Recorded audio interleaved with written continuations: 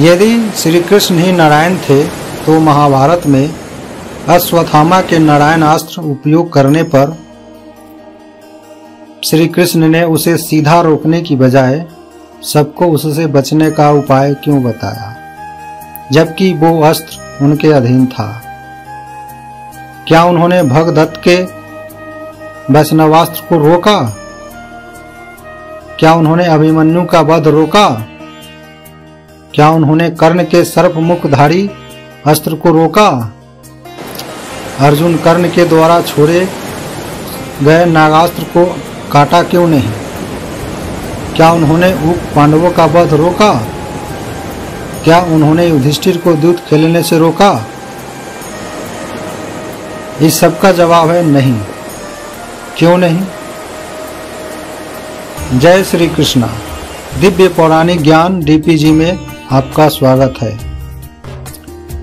इस सवाल के 3 पहलू हैं। पहला, श्री कृष्ण नारायण यानी भगवान थे या नहीं? पांडवों को नुकसान पहुंचाने वाले हमलावर योद्धाओं या अस्त्रों शस्त्रों को भगवान श्री कृष्ण ने रोका क्यों नहीं? और तीसरा, कृष्ण ने सबको बचने का उपाय क्यों बताया? पहला, श्री कृष्ण नारायण यानी भगवान थे या नहीं? भगवान श्री कृष्ण ने खुद भगवत गीता में कहा था कि वह परमात्मा है। वे इस दुनिया के पिता, माता, धाता तथा स्वामी हैं। भगवत गीता अध्याय 9 श्लोक 16 और 17 में भगवान कृष्ण ने जो कहा उसका अर्थ है,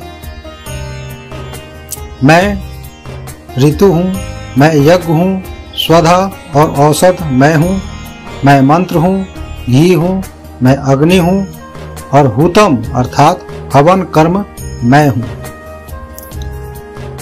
श्लोक 17 में उन्होंने कहा, मैं ही इस जगत का पिता, माता, धाता अर्थात धारण करने वाला और पितामह हूँ। मैं वेद्य अर्थात जानने योग्य वस्तु हूँ। पवित्र ओंकार, ऋग्वेद, सामवेद, यजुर्वेद भी मैं ही हूँ। भगवान मनुष्यों के कर्म, निर्णय और विचार में हस्तक्षेप नहीं करते। कर्म कर जाने के बाद उसका फल क्या होगा यह भगवान तय करते हैं। प्रकृति के माध्यम से वे हमें सही रास्ते पर लाने का प्रयास अवश्य करते हैं, लेकिन निर्णय और कर्म मनुष्यों को ही करना पड़ता है। दूसरा, पांडवों को नुकसान पहुंचाने वाले हमलावर योद्धाओं या अस्त्रों शस्त्रों को भगवान श्री कृष्ण ने रोका क्यों नहीं? अगर श्री कृष्ण दिव्यास्त्र को अपनी शक्ति से रोक देते तो इससे उस अस्त्र का भी अपमान होता और उस योद्धा का भी। भगवान युद्ध में साधारण बात पर अपनी दिव्य शक्ति का प्रयोग नहीं करते, क्योंकि ऐसा करने से युद्ध का कोई मतलब नहीं रह जाता। वे सारथी के रूप में मौजूद थे और अपना कर्तव्य निभा रहे थे। और तीसरा, श्री कृष्ण ने सबको बचने का उपाय क्यों बताया? आप उदाहरण के लिए नारायण अस्त्र को ही ले लीजिए। नारायण अस्त्र बहुत शक्तिशाली अस्त्र है, लेकिन हर अस्त्र को जवाब देने का तरीका उस पर प्रहार नहीं होता है। श्री कृष्ण किसी माध्यम से नारायण अस्त्र को प्रभाव को कम करना चाहते थे, और वह भी किसी आसान तरीके से। अगर भगवान श्री कृष्ण अर्जुन को उसके जवाब में नारायण अस्त्र चलाने के लिए कहते तो 2 विष्णु अस्त्र के आपस में टकराने से विध्वंस हो जाता।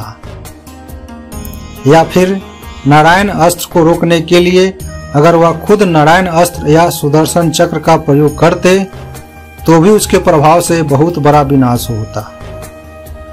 कुछ ना करके अस्त्र शस्त्र पकड़कर खड़े रहते तो भी नारायण अस्त्र के प्रभाव से सबकी जान चली जाती। इसलिए भगवान श्री कृष्ण ने सबको अस्त्र शस्त्र त्याग देने को कहा, क्योंकि नारायण अस्त्र निशस्त्र व्यक्ति को हानि नहीं पहुंचाता। इसी प्रकार नारायण अस्त्र से बहुत आसानी से बचाव हो गया और जगत विधाता भगवान विष्णु के शक्ति के प्रति नमन भी हो गया। राधे राधे जी। जय श्री कृष्ण।